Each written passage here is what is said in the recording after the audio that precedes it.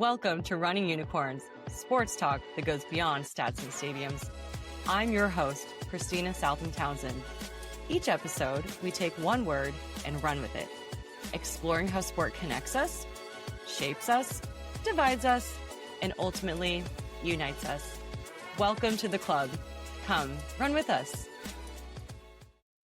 Hey, Running Unicorns, welcome back. Thanks for being here. Today's word is win. And I'm excited to have our guest, Cody Damon, come on in just a minute. But I want to prime you for the conversation. We're going to talk about sports for good and the business opportunities and sports business. So when you hear us talk about things like inventory, that's referring to media and advertising. And then we're going to talk about how to increase those winning returns. We'll also mention Savannah Bananas. And if you haven't heard of them, go check out YouTube or social media. They are a really fun version of baseball that bends the rules a little bit. So you'll hear us talk about that, but you've got to see it for yourself. Also, there are lots of links in the show notes, so make sure you check those out. With that, let's get running. Hey, it's Kristina. We're excited to have Cody Damon on today with Running Unicorns. Cody, welcome. Thanks, Kristina. Yeah, pleasure to be here. We're going to hear about what brought him to where he is today and then the win-win. Cody, just to kick things off, what's your walk-on song? What hypes you up and makes you feel alive? I actually have one that I play every Monday. Okay. Every Monday morning. I drive my daughter to school, so we listen to Nappy Roots. It's going to be a good day. And that's our vibe, gets us ready for no Monday scaries when we're driving to school. I love it. That's awesome. Mine kind of depends on my mood, but Song 2 by Blur is my go-to. That gets me pumped. That maybe like a finish line song, but right now that's my current walk-on song. Okay, so tell us about your background and how you end up with Win-Win. Cody and I connected through the sports philanthropy program with GW, and just really cool to get to meet other people who are as excited about sports for good. So Cody, tell us about yourself. Yeah. I'm excited to be here because I'm really stoked to be able to be building with people. I think that's a fun part of kind of discovering this community that's working at this intersection of sports and social impact. A little bit of my background. How did I get here? I spent the last 15 years running an agency called Media Cause.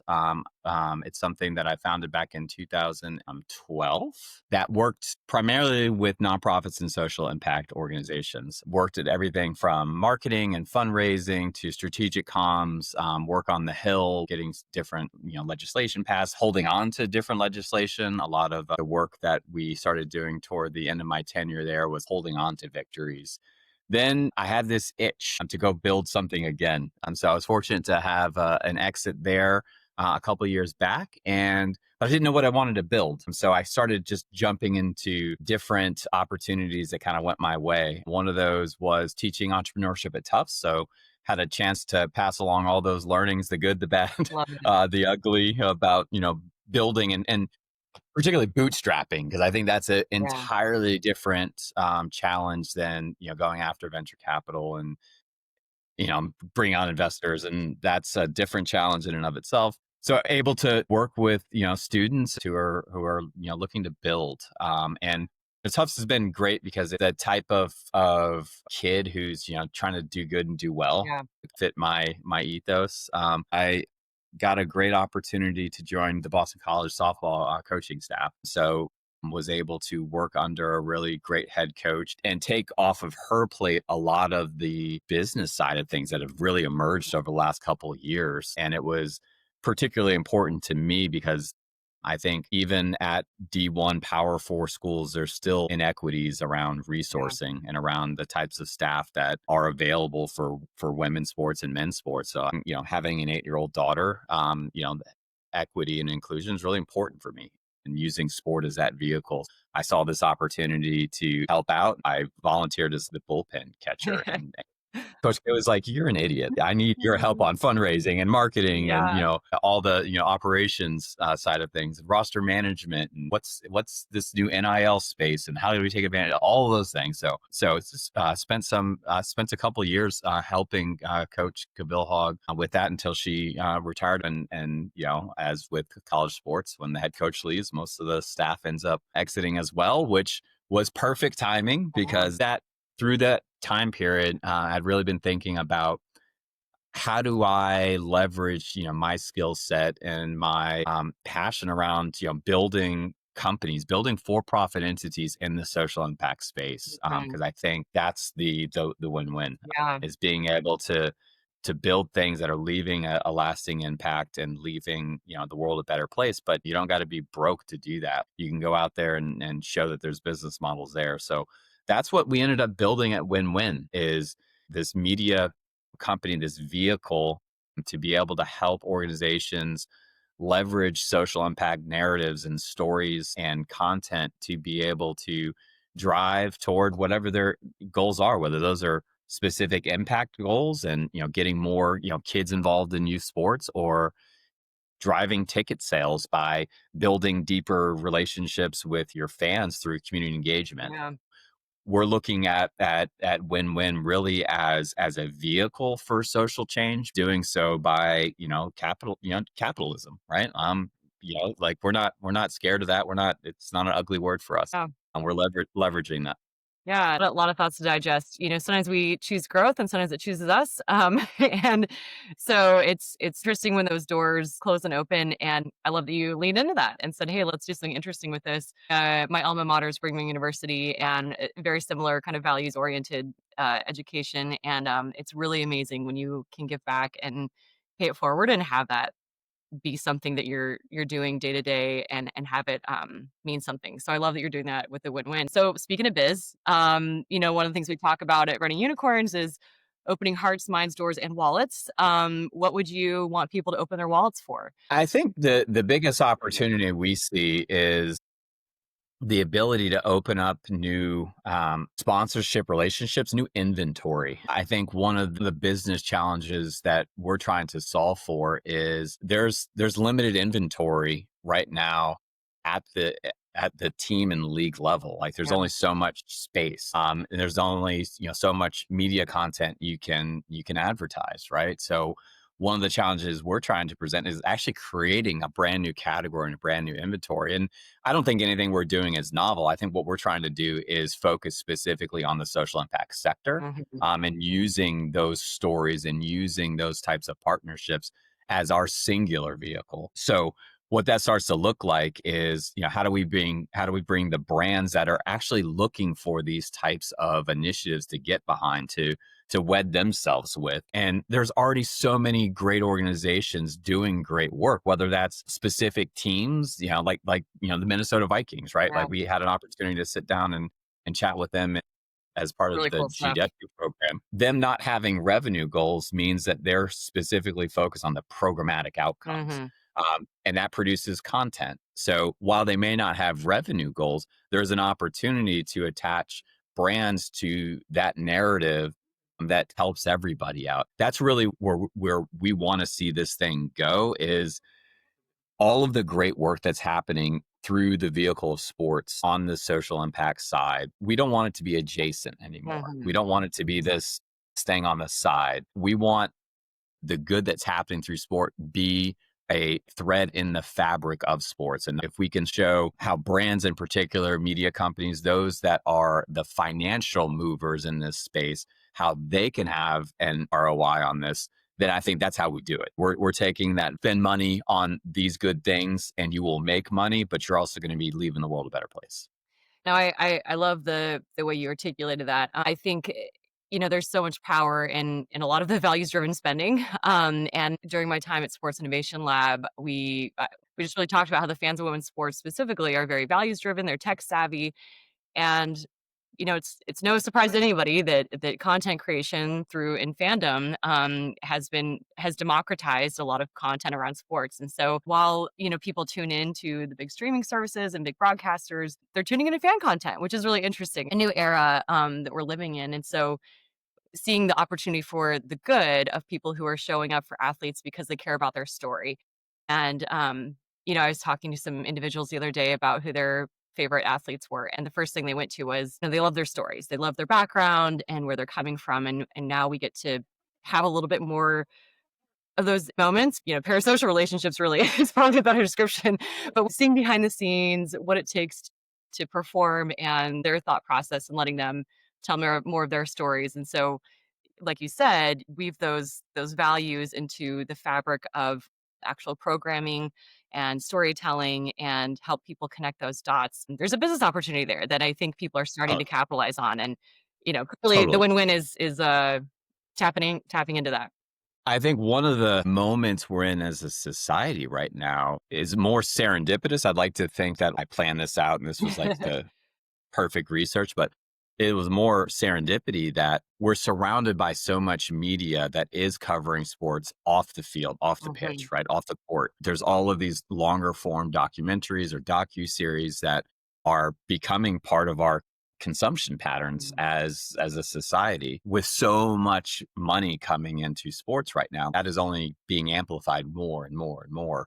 One of the reasons why I started Media Cause was this sense that folks are going to get left behind as business models take over. And those, same thing that happened on social networks, right? Like we right, started Media Cause to make sure that the nonprofit space didn't get left behind as Facebook started rolling out ads. This is like before Instagram existed. But as the business models take over, there's always going to be those folks that aren't able to leverage that for structural reasons, organizational reasons, monetary reasons.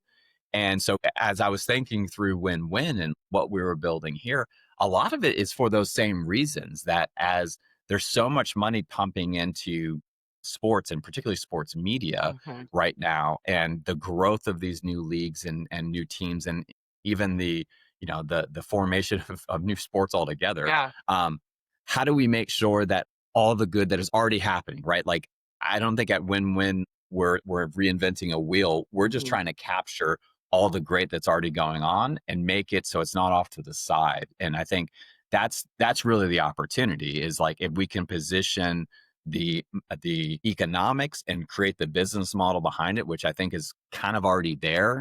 You know, there's already massive amounts of brands working with social impact organizations. We just want to scale that up more. yeah, absolutely.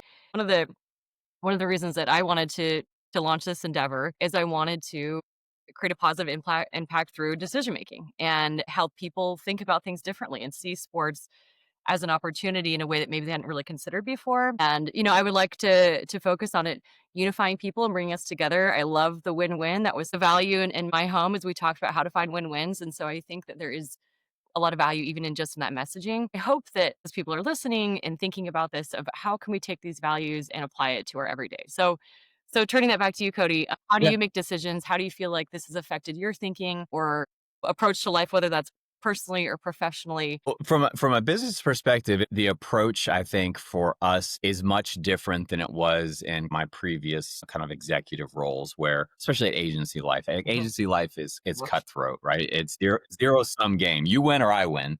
It's not a very collaborative space. I wanted to do the opposite. We get the question from investors or from folks who are recruiting to the board who are asking the right question, like who's your competitors? And I always reframe it where I don't actually think we have competitors. I think we have collaborators. We have Oh, yeah. partners that we can do cool stuff with. That there are already actors in the space doing great work. Well, if they're doing great work, then we're here to amplify that.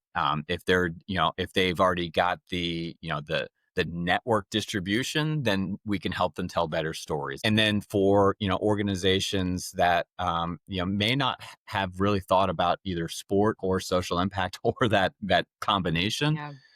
as an avenue for whatever their business objectives are. So for me, the first wave of thought process is how do we partner? How do we help each other? Again, if I go back to the big 30,000-foot goal of win-win, which is making the good in sport a common thread always, Yeah. not the thing that's adjacent. If I think about that, then that means all the boats have got to rise with the tide, and we've got to be helping the folks that are already involved in this space and be a connector and bringing people together. So that's probably the biggest like thought process difference. The other like decision making one, and this is like personal and professional. I want to work with nice people. I want to work with cool people. I want to work with people that are different than me, that challenge my perspectives and have different perspectives that they're bringing to the table. But like you can do that and be kind. That's the other really big driving force with the team at Win Win is we're not scared to make Yeah. mistakes.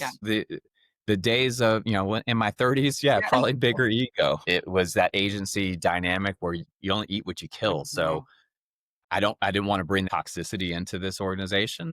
we're really about, if you break something, it's all right. Like learn from it and move on. But also as a creative organization that thrives off that creativity, you got to be able to like throw spaghetti at the wall, and not all of it's going to stick. I had a professor in college, Peter Barnett. He was awesome. He actually invented the leg pantyhose, like the egg. That Okay. was All right, he's a Peter. he was a brand guy, like Madison Avenue, like he was like the Mad Men guys. There Awesome. was some funny stories he would tell us, but he would always tell me, you can come back from crazy, Cody. Like but if you don't ever get there, like your creativity is going to be stifled. So it's okay to like go crazy. Just understand when you need to rein it in. But if you don't get there, you're kind of stuck. So I've always held on to that. Now building this entity in more of a creative space allows that to come through. So yeah, be creative and, not a lot of ego, and focus on partnership and building great relationships. That's kind of the ethos around here. Mic drop. Boom. We need to be more playful and humble with our learning and experimenting. Just to your point, it's not failure, it's an opportunity to learn and reposition. And we don't get that opportunity if we don't test and experiment. I was talking to a doctor and we were talking about research, and he said one of the reasons that research is so valuable and is we can play a little bit. We make discoveries when we're doing something else that can actually be really Totally. meaningful. So for something we weren't looking for. And I think that can be the same, in the sports industry and wellness, is that we may go out to do one thing, get a home run or touchdown, but really we're touching hearts and minds, and we're learning about biology and performance and, again, business and employment and economic impact. And I'm really excited about conversations like this that help us step back and see a bigger picture, which is, oh, it's so much more of an impact that we can have, and reintroducing that idea of play. And Savannah Bananas is such a great example of that, and that'll have to be an episode, on its own. But they challenged the status quo, and they were willing to say, let's do something different, make people a little uncomfortable, and then fall in love. And it's really cool to witness people who are willing to step up to the plate, no pun intended, and and play a little bit, which is really fun. Yeah, well, especially around like an institution like baseball, Right. right? Like Yeah. it's like a museum, and they said, you know what, we're gonna blow it up. Yeah. I love everything they're doing, from their fan first mentality to kind of the risk they made on themselves. So yeah, it's a dope story. A lot of good stuff to dissect there. So shifting gears a little bit. All right, so let's lean into the winning. Yeah. How do you define winning? We play around with it so much, like, do we need to add another win? Like, so it's a win-win. Like, for us, it really is about creating downstream measurable impact. Mhm. That's one goal. But if we can't do that where we're financially not only sustainable, but like there is a path for growth, then Oh, it's not winning. I was sitting at my desk, and I was listening to Jay-Z's Black album. yes. Amazing. Moment of Clarity came on, and he has that line, I got rich and gave back. To me, that's the win-win. Cool. Like, it just dawned on me that there's a framework there, that when you reach a certain level of success, you have to send the elevator back down. And that's been a big part of our ethos. There's something in there that's also about being able to focus on both sides of it is important. And with nonprofits, sometimes there's too much focus on the programmatic side, and that sounds like, Mhm. well, of course they're nonprofits, but when the other side, the marketing, the fundraising side's neglected, you actually can't create as much impact as you want. So you got to find that balance.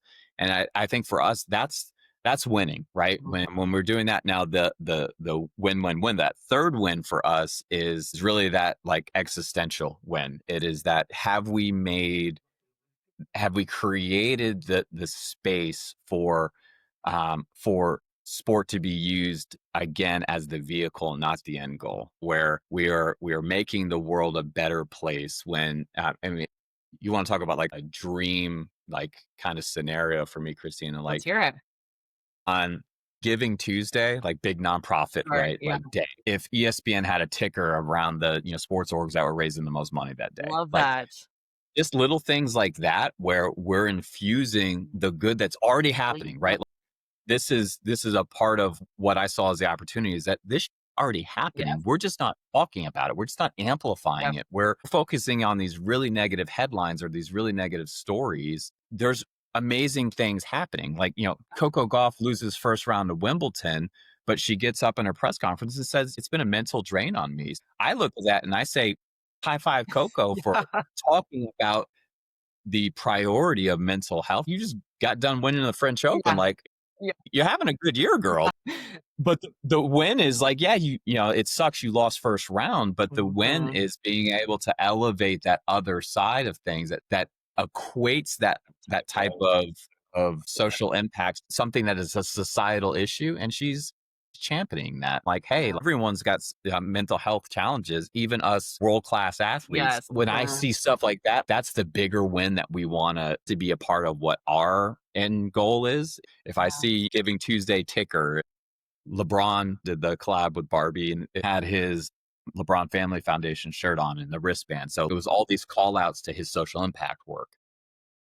If we continue to do that and brands recognize that this is actually the way to do it and we can make money and we can be good humans, and we can leave the world a better place, like that's the win-win-win Yeah. for us. Amen. I love that perspective. And I think, winning looks different for all levels and whatever your area is. I love the LeBron example. I'm an Ohio girl. Like I actually was in high school, same time as he was playing, which was kind of fun.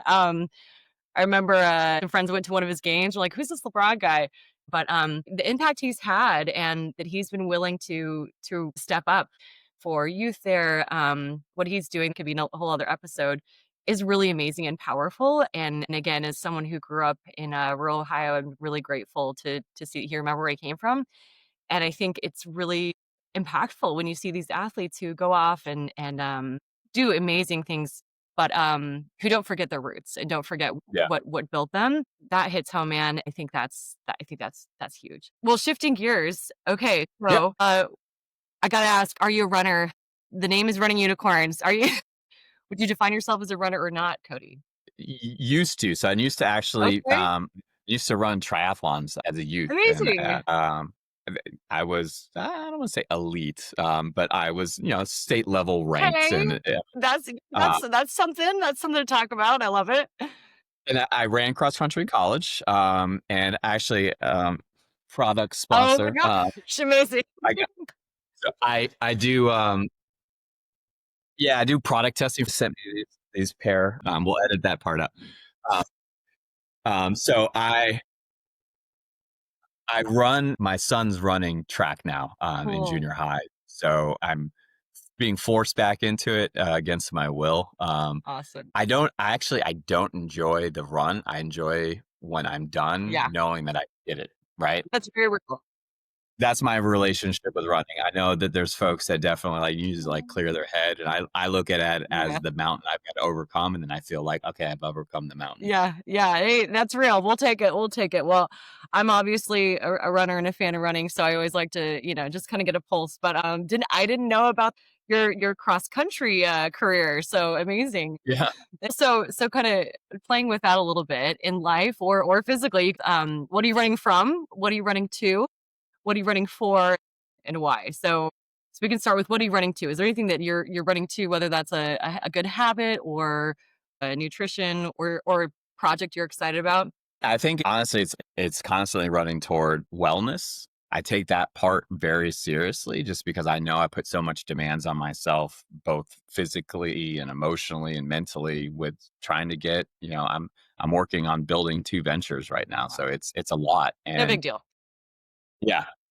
Well, and then trying to be present for my family, Yeah. right? So taking care of myself is not something I did a very good job of in my 20s and 30s. It was kind of like I'm invincible kind of thing. Especially when you're an athlete, right? You don't realize it until your body starts breaking down, and then you got to be like, oh, I got to take care of myself. Yeah. So I'm always running toward that and finding better ways to do that, and honestly, probably surrounding myself with those folks too. I'm doing a much better job of that now. So I'm always running toward that.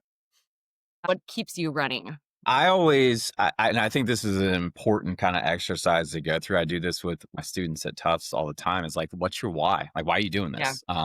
Why are you building this venture? Why do you want to explore this problem? Why are you spending the time Mhm. uh, you have. And my why has been pretty simple for me. I try not to overcomplicate it because one is just my kids, right? Like that makes that why is always easy for me is being able to provide them with opportunities to explore what they want to become and not, not saying you got to do this or do this, but just providing the opportunities. And I know that comes with working hard, but also modeling that behavior for them too is really important for me.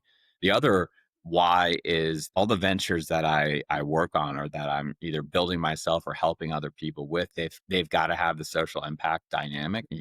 I'm a big believer you got the responsibility to pay it forward. So those are like my two whys. And then that just makes me happy, right? Like, I feel fulfilled even if I don't see the massive financial success and anything that I'm building. Mhm. If that why is true, then I'm feeling good about me, whether or not like the thing works or not. But most often, what happens is, I think when you come through an authentic space and you're trying to help other people, the financials end up taking care of themselves. No, I think it's powerful. I really appreciate you sharing that because there are things we have to do and then things we get to do. And I think that perspective of, wow, I get to be here. I get to breathe this moment. I get to pay it forward and hopefully create again a better path for those kids and the next gen too.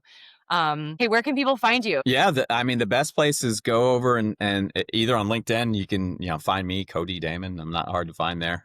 For the win-win, we have a newsletter that we publish once a week. You can go find it at that'sthewinwin.com. All the socials. Probably the most exciting place for us right now is what we're developing on the production side. So this is I'm gonna tease it out a little bit. We've got Okay. some projects we're working on creating it like our own IP, creating our own shows and our own content. So Nice. subscribe to the newsletter. We'll be teasing that out more, but it's one of the things that we're working on right now is a product called Legacy Letters. So Oh, we flipped the script on what a lot of sports media companies do, where they're like, when you were like players tribune, you retire. What would you want 20-year-old self mhm. to know? We're kind of flipping that and saying, all right, you're early on in your professional career, whether that's as an athlete or a coach or executive, front office. What do you want your legacy to be 10 years from now, 20 years from now? What do you want to leave not on the court or on the field, but off that? What do you want to be known for? So we're having athletes write letters to themselves 10, 15 years, really trying to get them to lay out the blueprint for what it means to take a whole town like Akron and LeBron and put that on your back. Like, well, he was thinking about that when he was 18 years old. And so we're trying to get folks thinking about that because that's the win-win, right? Like let's go make the world a better place while we're doing something cool ourselves. Amazing. Yeah, I think that's such a powerful exercise. I mean, anyone to look forward and see what's down the road is a really powerful exercise. Well, Cody, thanks so much for the conversation today, and we'll wrap it with that. Excited to stay in touch with a win-win and see where you're up to. Yeah, thanks so much for having me, Christine. That's a wrap. Thank you for joining us.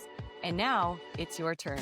We invite you to continue the conversation and run with it to your circles of influence. From the boardroom to the kitchen table, share how sport and play can connect, unite us, and ultimately be a positive impact in our communities. Life is short, and we're so grateful you spent this precious time with us. Go outside, go for a walk, sign up for that 5K, get tickets to something, get sweaty, and have fun. We hope you'll be back soon. And in the meantime, join us on Strava, social media, or visit runningunicorns.com to learn more. Thanks so much for being here. And until next time, keep running. If you had a good time today, tell us in the comments what you enjoyed and what you hope to hear more of. You're also welcome to reach us via email, team@runningunicorns.com, with a message or voice note. This has been a production of Southtown Communications.